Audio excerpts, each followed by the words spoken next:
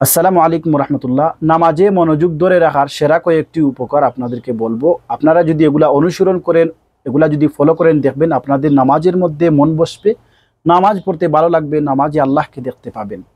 প্রথমত হচ্ছে, আপনি যখন নামাজে দাঁড়াবেন তখন আপনি মনে মনে এটা ভাববেন, এটা চিন্তা করবেন যে আমি আল্লাহকে দেখতেছি। যদি এটা আপনার চিন্তা ধারণা না আসে যে আমি আল্লাহকে দেখতেছি না, তাহলে আপনি এটা মনে মনে চিন্তা করবেন যে আমি আল্লাহকে দেখতেছি না, কিন্তু আল্লাহ তো আমাকে দেখতেছেন। দেখবেন আপনার নামাজে মন বসবে, আপনার নামাজে ভালো লাগা কাজ করবে, আল্লাহকে দেখতে পাবেন। দ্বিতীয়ত হচ্ছে, আপনি যখন নামাজে দাঁড়াবেন তখন এটা মনে মনে ভাববেন যে এটা আমার জীবনের শেষ নামাজ। যখন আপনি এটা চিন্তা করবেন যে আমার জীবনের শেষ নামাজ হচ্ছে এটা, তখন দেখবেন আপনার নামাজে এক অন্যরকম ভালো লাগা কাজ করবে এবং এক অন্যরকম আল্লাহর ভালোবাসা এবং আল্লাহকে ডাকা সৃষ্টি করবে এবং আল্লাহকে আপনি পেতে পারবেন নামাজের মধ্যে, যখন আপনি মনে করবেন যে এটা আমার জীবনের শেষ নামাজ। তারপরে হচ্ছে, নামাজ শুরু করার পরে মাটির দিকে তাকাবেন। মাটির দিকে তাকাবেন এই জন্য, মৃত্যুর পর আমাদের এই মাটিতেই চলে যেতে হবে। রুকু করব, রুকুতে যাওয়ার পরে তখন পায়ের দিকে তাকাবো। লাভ হচ্ছে আমাদের গ্রান পা থেকে বাহির হবে মৃত্যুর পরে। সেজদার যাওয়ার পরে আমরা নাকের দিকে তাকাবো। আমরা চোখ দিয়ে তাকিয়ে আল্লাহর দিকে দাবিত হয়ে আল্লাহকে বলবো যে হে আল্লাহ, আপনি আমাকে দেখতেছেন, আমি আপনাকে দেখতেছি। আপনার যদি এটা মনে না আসে আমি আল্লাহকে দেখতেছি না, কিন্তু আল্লাহকে বলবেন আল্লাহ, সেজদার মধ্যে আপনি সবথেকে বেশি কাছে থাকেন এবং সবথেকে বান্দাহর কাছে থাকেন, সবথেকে বেশি সেজদার মধ্যে আপনি আমাকে দেখতেছেন।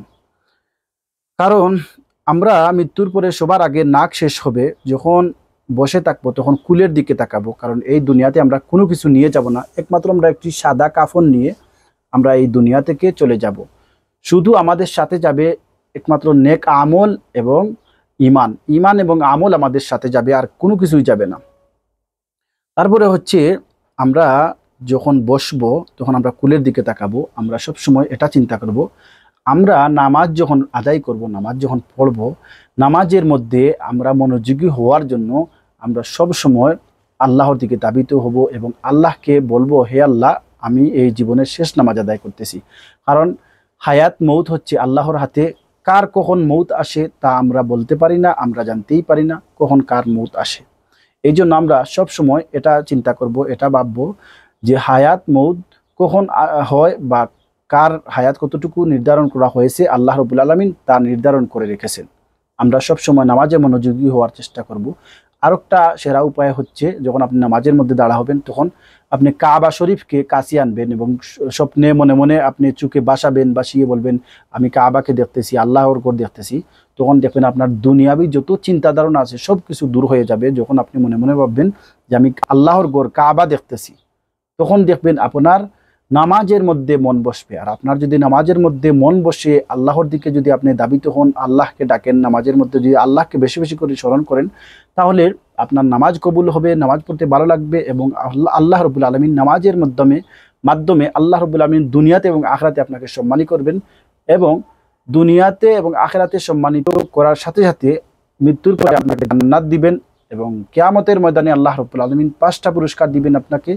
এর মধ্যে থেকে সবথেকে সেরা হচ্ছে এটা হচ্ছে জান্নাতুল ফেরদাউস দিবেন। আল্লাহর ডান হাতে আমলনামা দিয়ে আপনাকে রাসূল করিম সাল্লাল্লাহু আলাইহি ওয়াসাল্লামের সাথে জান্নাতে প্রবেশ করাবেন।